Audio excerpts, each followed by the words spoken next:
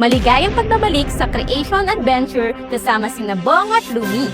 Nilikha na ang kalangitan, dagat at lupa, pero may kulang pa. Ano kaya iyon? Halina't panoorin kung paano pinuno ng Diyos ng buhay ang kanyang nilikha, mga ibon, isda at hayop ng iba't ibang uri. Tingnan mo, Bong! Nakakakiliti ang paru-paro sa ilong ko. At doon, may mga ibon na lumilipad at mga isdang lumulundag. Kahit saan tayo tumingin, may buhay. Iyan ay dahil pinuno ng Diyos ang langit, dagat at lupa ng mga nilalang na buhay.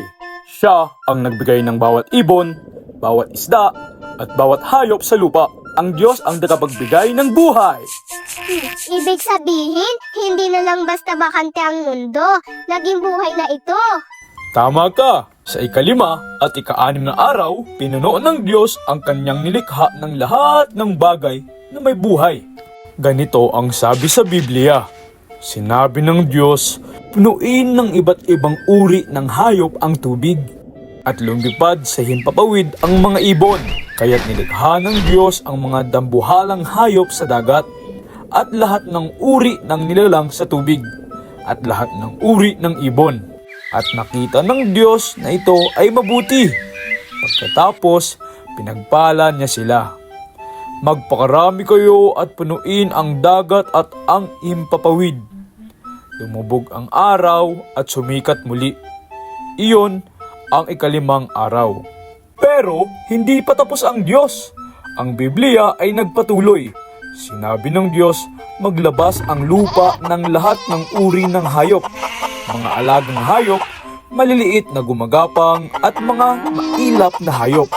At nangyari nga, lumikha ang Diyos ng lahat ng uri ng hayop sa lupa. Bawat isa ay makakapagparami ayon sa kanyang uri at nakita ng Diyos na ito ay mabuti. Kaya pala, ang dagat ay puno ng mga isda, ang langit ng mga ibon, at ang lupa ng mga hayop dahil binigyan sila ng Diyos ng buhay. Maglaro tayo ng gayahin ang hayop. Tatawag ako ng hayop at kayo naman ang gagaya. Lumipad gaya ng ibon. Paano lumipad ang ibon? Lumangoy gaya ng isda. Paano lumalangoy ang isda? Pumadyak gaya ng elepante. Boom, boom, boom. Tumalon gaya ng kuneho. Hop, hop, hop. Ang galing ninyo! Ginawa ng Diyos na buhay ang lahat ng hayop at binigyan din niya kayo ng buhay. Bong, nakakabilim na binibigyan ng Diyos ng buhay ang lahat ng hayop, pero mas kamangha-mangha na binibigyan din niya ako ng buhay. Tama ka. Ang Diyos ang tagapagbigay ng buhay ng lahat ng nilalang. Pero ang pinakamahalagang buhay na ibinigay niya ay ang buhay na walang hanggan kay Jesus. Sapagkat ang Espiritu ng Diyos ang lumikha sa akin, ang hininga ng makapangyarihan ang nagbibigay buhay sa akin.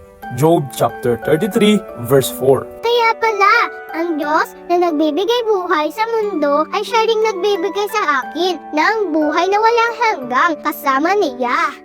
Mga bata, manalangin tayo. Itiklop ang mga kamay at ipikit ang mga mata. Amang Diyos, salamat po sa pagbibigay ng buhay sa mga ibon, mga isda at mga hayop sa lupa. Pero higit sa lahat, salamat po sa pagbibigay ng buhay sa amin. Salamat din sa inyong anak na si Jesus na nagbibigay ng buhay na walang hanggan sa lahat ng naniniwala. Amen. Amen. Mga bata, tandaan ninyo, ang mundo ay puno ng buhay dahil ginawa itong ganoon ng Diyos. At ang pinakamagandang buhay ay galing sa pagtitiwala kay Jesus. Tama ka, ang Diyos ang tagapagbigay ng buhay mula sa pinakamaliit na isda hanggang sa pinakamalaking balyena at sa ating lahat din. Mula sa maliliit na isda hanggang sa pinakamalaking elepante, ang Diyos ang nagbibigay ng buhay. At higit sa lahat, siya ang nagbibigay ng buhay na walang hanggan sa pamamagitan ni Jesus. Go kids! 1, 2, 3!